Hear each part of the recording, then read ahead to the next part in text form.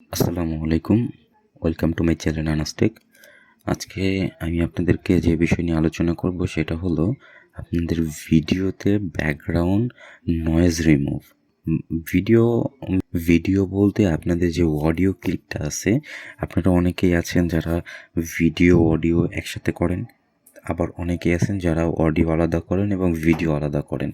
এখন যারা ভিডিও আর অডিও একসাথে করেন তারা তো কনভার্ট করে নেবেন, কনভার্ট করার পরে অডিওটাকে আলাদা করে নেবেন। আর যারা শুধু অডিও করেন, ভিডিও করেন, তাদের তো আলাদা করাই থাকবে। এখন সেই অডিওর মধ্যে অনেকটি নয়েজ থাকে, সেই নয়েজটাকে আপনারা কীভাবে রিমুভ করতে পারেন আমি আজকে আপনাদেরকে সেটাই দেখাবো।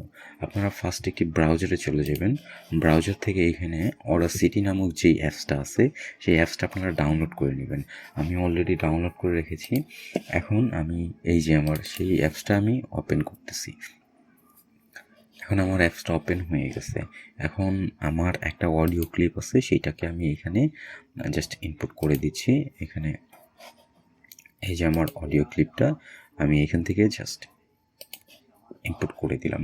এখন যদি আমি এই অডিওটা যদি শোনাই, এটার মধ্যে কিছুটা আপনারা নয়েজ পাবেন কিছুটা।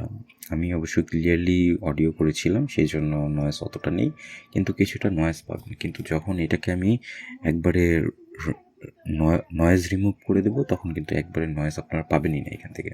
এটা যদি আমি প্লে করি,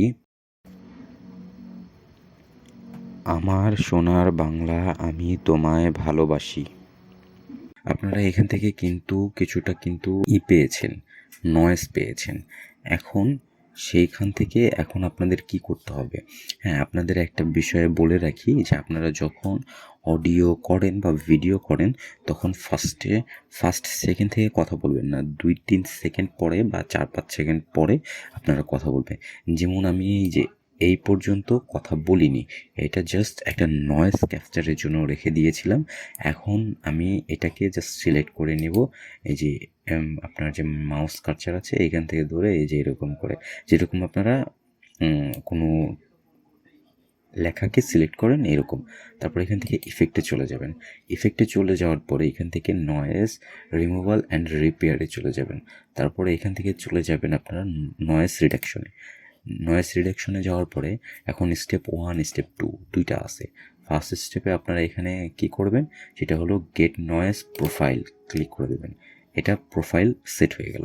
তারপরে এখান থেকে জাস্ট আপনারা কন্ট্রোল প্রেস করে সমস্তটা কপি করে নেবেন, বা আপনারা এখান থেকে এরকম মাউস কার্সার ধরে এরকম করে আপনারা জাস্ট অল কপি করে নিতে পারেন। এখন এখান থেকে আপনারা আবার সেই ইফেক্টে চলে যাবেন। ইফেক্টে যাওয়ার পরে এখান থেকে নয়েজ রিমুভাল অ্যান্ড রিপেয়ারে আবার চলে যাবেন। নয়েজ রিডাকশনে আবার চলে যাবেন। চলে যাওয়ার পরে এইখানে হলো স্টেপ 2 যেটা আছে সেটা হলো আপনার মেন কাজ। এখন নয়েজ রিডাকশন। এখন এটা আপনার হয়তোবা 10 দেওয়া থাকবে, 8 দেওয়া থাকবে, 4 দেওয়া থাকবে এরকম, কিন্তু আপনাদের এটা কত দিতে হবে। এখন আপনারা যদি এটা বেশি দেন তাহলে এটা হয়ে যাবে আপনার রোবোটিক টাইপের ভয়েস হয়ে যাবে, কিন্তু আপনার নিজের অরিজিনাল ভয়েসটা দরকার। সেই জন্য আপনারা সবসময় এটাকে 20-এর নিচে, 20-22 বা 20-এর নিচে দেওয়ার চেষ্টা করবেন। সর্বোচ্চ 10-এর উপরে 20-এর নিচে এরকম করে আপনারা দেওয়ার চেষ্টা করবেন। 10, 12, 14, 16 এরকম, 18 আমি মনে করি যে আপনার 17, 15 এরকম দিলেই যথেষ্ট। আর এই যে দুইটা আছে যে আপনার সেন্সিটিভিটি আর যে ফ্রিকোয়েন্সি স্মুথিং ব্যান্ডস, এইটা আপনার চেঞ্জ বা কোনো কিছু করার কোনো দরকার নেই। এটা যদি চেঞ্জ করেন তাহলে আপনার ভয়েসটা একবারে রোবোটিক হয়ে যাবে। এখন এখান থেকে আপনারা জাস্ট ওকে প্রেস করে দেবেন। ওকে প্রেস দেওয়ার পরে এটা যদি আমি এখন প্লে করি তাহলে দেখবেন যে এইটা একবারে নয়েজ ফ্রি হয়ে গেছে।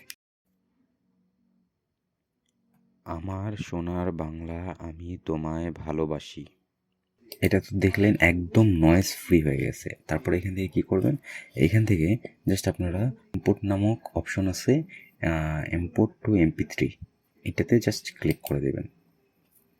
ক্লিক করে দেওয়ার পরে এটাকে জাস্ট রিনেম করে নেবেন।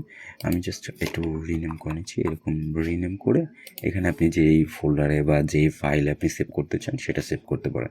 এখানে আমি জাস্ট আমার ডেস্কটপে আমি সেভ করে দিচ্ছি। এখান থেকে আপনারা যে artist name, tag title, album name এগুলো দিতে পারেন, কিন্তু এগুলো দেওয়ার প্রয়োজন মনে করি না আমি। সো এখান থেকে আপনারা ওকে প্রেস করে দিয়ে দেবেন। ওকে প্রেস হওয়ার পরে আপনার এটা কিন্তু সেভ হয়ে যাবে, এটা অটোমেটিকলি সেভ হয়ে যাবে। এভাবেই আপনারা ভিডিও থেকে আপনাদের নয়েজ রিমুভ করতে পারেন। ভিডিওটি যদি ভালো লেগে থাকে তাহলে অবশ্যই একটি লাইক, কমেন্ট ও সাবস্ক্রাইব করবেন, এবং এই রকম ভিডিও পেতে সাবস্ক্রাইব করতে একদমই ভুলবেন না। আসসালামু আলাইকুম।